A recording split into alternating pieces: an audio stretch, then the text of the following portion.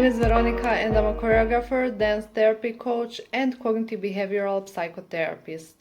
It's been a long time since I posted my last video, and the main reason for me to do so was because I wanted to focus on my psychotherapy studies and I wanted to create a new content for you guys. The world around us is changeable. It was always changing, but past few months, a year, everything became so unsure. So we stopped to do plans. We stopped to function the way we used to. People became more stressed, more depressed. They became more fearful, and cognitive behavioral psychotherapy has this idea that your thinking determines your quality of life. So basically, if you change your thinking, you will change the quality of your life. In a sense, you are going to improve it. External factors influence your life to some degree, but mostly it's about your reaction or how you interpret external factors that has the great impact. So, when people think they have to be perfect, even the smallest disappointments feels like a major failure. When you dwell on fears, eventually, it will make you feel overwhelmed. If you hold on to disappointments or resentments, you will sap the joy out of your life. How you choose to interpret events and your ability to reframe them is the power of mind over mood. Repeat that to yourself and repeat it loudly. So, cognitive behavioral psychotherapy, or CBT, is a step-by-step method for identifying your negative thinking and replacing it with a healthier thinking. It changes your inner dialogue. Numerous studies have shown that cognitive behavioral psychotherapy is effective in treating or healing anxiety, depression, addictions, and many other life's challenges. So now let's talk about negative thinking. It's the thinking that leads to negative consequences. It is based on false beliefs. Okay? Repeat that. Negative thinking is based on false beliefs or on new selective facts, and it ignores the important facts that would lead to better consequences. Negative thinking is usually rigid, absolute, and it's not even supported by the most of the facts. When your thinking is rigid or absolute, you tend to take all or nothing approach, and you are resistant to change. For example, you may think that you are a failure in everything, and you may be resistant to hear encouraging words from members of your family, from your friends, or whomever. Negative thinking is learned thinking. It's a habit. It becomes automatic thinking through the repetition, and it becomes who you are. I don't know why, but we were born and raised to believe that our lives are bad, nothing works for us, and we just develop those habits or patterns of negative thinking. And let me tell you few common negative thinking patterns. The first one is all or nothing. When you have to do things perfectly, and everything else or everything less is a failure. Second one, focusing on the negatives. When we think that nothing goes our way and everything that is happening is one disappointment after the other. Third, negative self-labeling. When we believe we are a failure, if somebody could really get to know us, they wouldn't like us. Fourth, catastrophizing. Believing in a worst case scenario.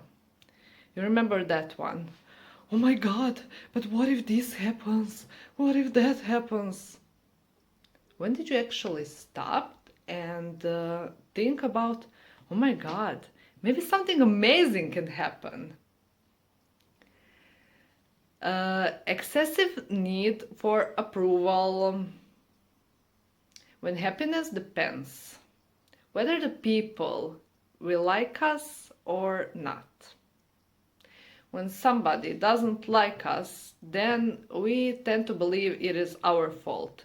And we are spending way too much time in questioning what we have done wrong, how did we misbehave. Sixth, mind reading.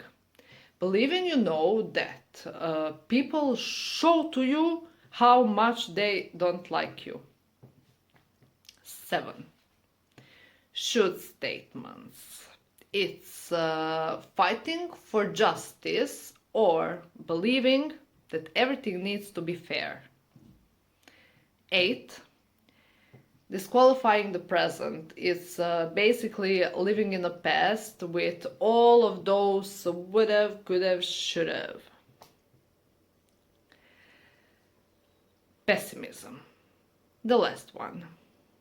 Life is a struggle, everything is sadness, everything is black, and if we get something good, oh no, there's something bad will happen.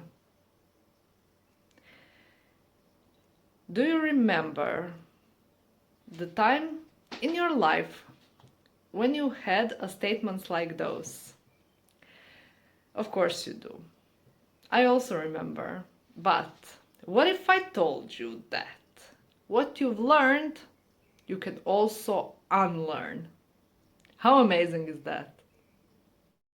So, the last part of our today's lesson is called Thought Record Template. Of course, you're going to need a pen and a paper, or you can even write it down on your laptops or computers or however you want. So, number 1. Write with these exact words. Situation. Situation. Briefly describe the situation that led to your unpleasant feelings, and it will help you to remember later if you review your notes. Okay? Second, initial thought. What thought was first that crossed your mind? This was probably something subconscious or automatic thought that you have had before. Third, consider the consequences. This helps you to find your motivation. Why do you want to change your thinking? What will be the consequences if you change it? And what will be the consequences if you don't change? Look at all the psychological, physical, social, professional, all the relationship consequences. Fourth, challenge your initial thought. How successful was this thinking for you in the past? What is that you may be overlooking? What advice would you give someone else in the same position? Fifth, negative thinking. Summarize the kind of negative thinking behind your initial thought. identify one or more of the basic types of negative thinking that we mentioned previously. You remember that I told you about the types of negative thinking. Background is the sixth one. When did you have initial thoughts like this? How deep the roots go? And do you know anyone who thinks like that? How successful this has been for them. I want to thank you for watching, and do me a favor. Do these exercises. Not for me, just because of yourself. People are not even aware that most of the things that we do, most of the words that we are saying are just part of our habits. When you actually stop and think about some things, you're going to realize all the connections to the patterns you have.